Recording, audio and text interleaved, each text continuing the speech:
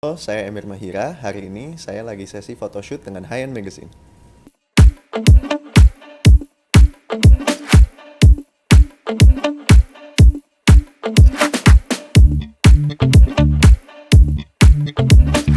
Dari dulu sih aku sebenarnya jago ngibul ya, jago bohong.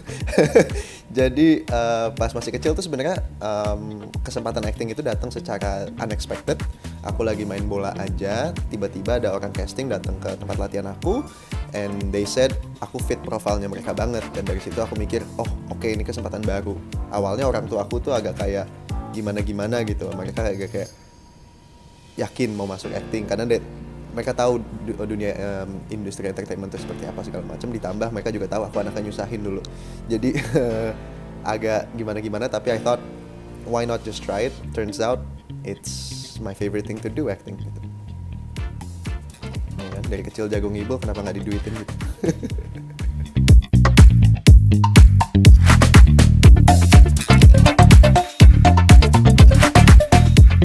At that time, I was going through this phase where I was trying to figure out kayak who I really was, what I really wanted to do. Dan zaman dulu kan gak banyak aktor-aktor cilik seumur aku ya. Jadi umpamanya zaman situ tuh aku masih agak meremehkan value-nya kesempatan untuk acting, opportunity untuk main film, opportunity untuk dapetin project itu aku remehkan pas masih kecil. Tapi aku juga bersyukur karena aku di situ merasa aku mau explore dunia lain. Aku mau coba cari tahu apa yang ada di luar sana. Jadi aku sengaja keluar negeri untuk, alhamdulillah juga ada rezekinya untuk itu, keluar negeri mencoba menyicipi budaya-budaya lain, memperluas pemikiran aku, mencoba beberapa job lain lah hitungannya. Sampai waktu itu tuh aku sempet udah set pengen tinggal di Kanada sebenarnya. Aku kuliah di Kanada, aku set udah pengen tinggal di Kanada. Dapet job segala macam habis lulus kuliah di sana, udah nggak ada plan untuk balik ke dunia acting lagi. Unfortunately tiba-tiba pandemic hits, semua kerjaan lost lah basically. Company-company yang aku apply pada tutup, startup yang mau hire aku tutup. At one point I was a dishwasher for a while, nyuci piring just to make a living di restoran Korea. Oh best banget, tapi yang punya baik banget. Aku lagi nyuci piring kadang-kadang suka disuapin. But yeah, like in a sense, kenapa aku keluar dari dunia acting is because I really wanted to make sure if acting was one thing I really wanted to do. Kedua juga I want to make sure what's out there for me juga gitu. Dan ternyata emang itu proses yang aku harus lewati supaya pertama aku bisa menghargai acting, menghargai opportunity acting, menghargai opportunity dapat project segala macem.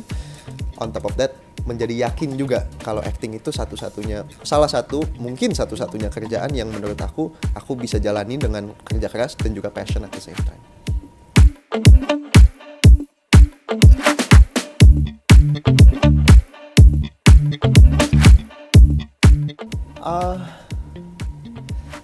David itu mirip dengan aku pas zaman SMA ya. Banyak anxiety, banyak uncertainty, banyak ketidakyakinan, dan itu sesuatu yang I worked really hard to bury inside me, to forget about gitu loh, to get over them gitu. Dan untuk David aku harus menimbulkan itu lagi, itu keberatannya sih. Kadang suka kebawa, kadang jadi overthinking, kadang jadi anxious. Jadi sebenarnya kesulitannya itu. Karena walaupun acting banyak yang bilang itu pura-pura segala macam, apa yang kita rasakan sebagai aktor dengan situasi yang cocok gitu ya, kita akan merasakan sesuatu yang real gitu. Perasaan-perasaan David becomes real on and off set. Jadi kesulitan untuk menjadi David sih di situ sebenarnya ya, untuk menimbulkan rasa anxious, rasa anxiety, tapi juga harus tahu kapan melimit itu di David, jangan sampai tercampur kembali ke Emir.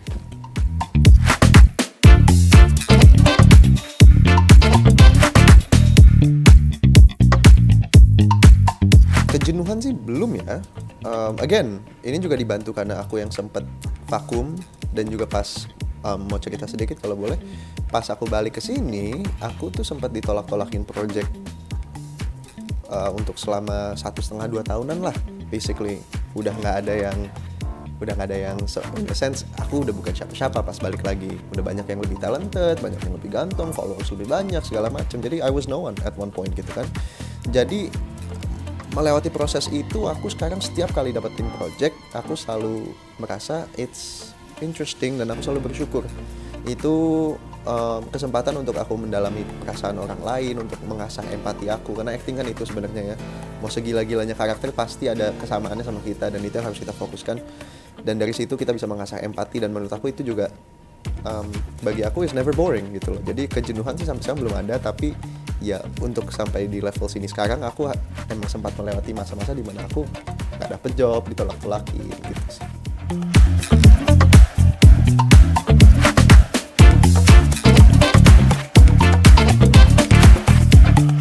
Well, one thing I want to get into Hollywood for sure. I think I have the capacity, insya Allah bisa. Tapi setelah itu sih aku pengen jadi produser. I think I don't know. I think I have great ideas in terms of how to execute movies, tapi aku nggak kreatif enough untuk menulis cerita. Tapi aku percaya taste aku untuk cerita oke kok.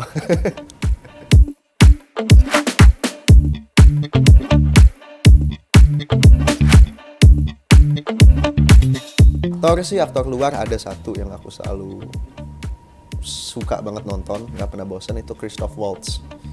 Christoph Waltz itu he's always a supporting character, almost never main character ya. He's always main supporting, dan in all of his roles he always steals the show.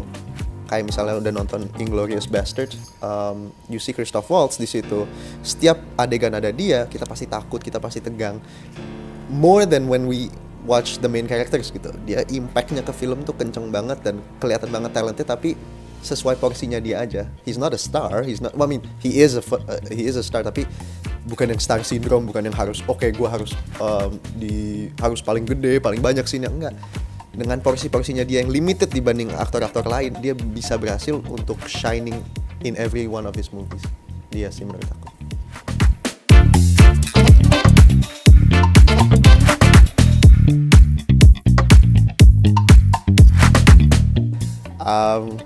Ada banyak sih. Kita bisa seharian di sini kalau semuanya aku ucapkan.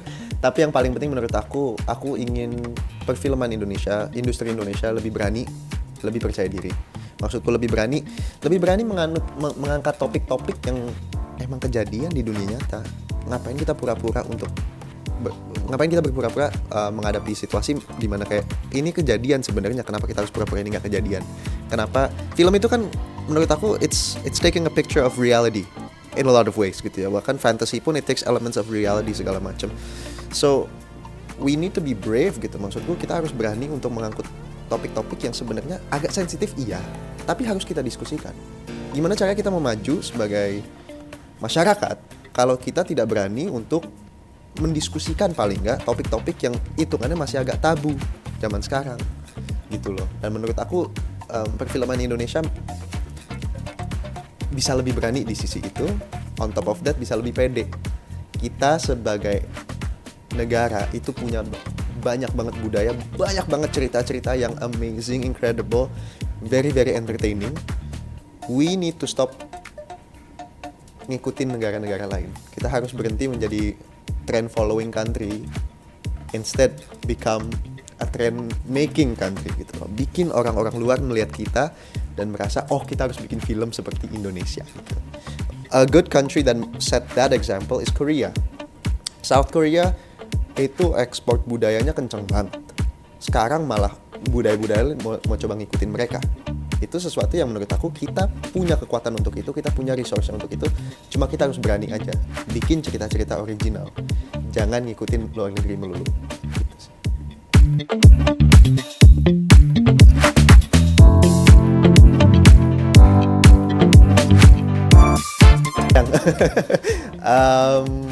On the Monday. Oh nggak deng, udah pasti masih tahu. On the Monday, aku kemarin baru aja selesai syuting sama Shenina lagi. Tapi di sini kita agak berubah karakter ya, lebih tertutup. In a lot of ways. On the Monday, very interesting story. Kita syuting itu tentang, kisahnya itu sebenarnya tentang seorang bapak-bapak yang sering ikut undian sabun colek, akhirnya menang 2 miliar, tapi sebelum dia bisa ngeklaim untuk memakai duit ini untuk membangun desanya, meninggal. Keburu meninggal jadi nggak bisa diklaim. Ini ceritanya tentang desa yang kepanikan, gimana caranya mereka ngeklaim 2 miliar ini supaya desanya bisa membaik. Very very interesting story, out in movies June 22. Film On Demand, kalau kalian belum nonton, nonton.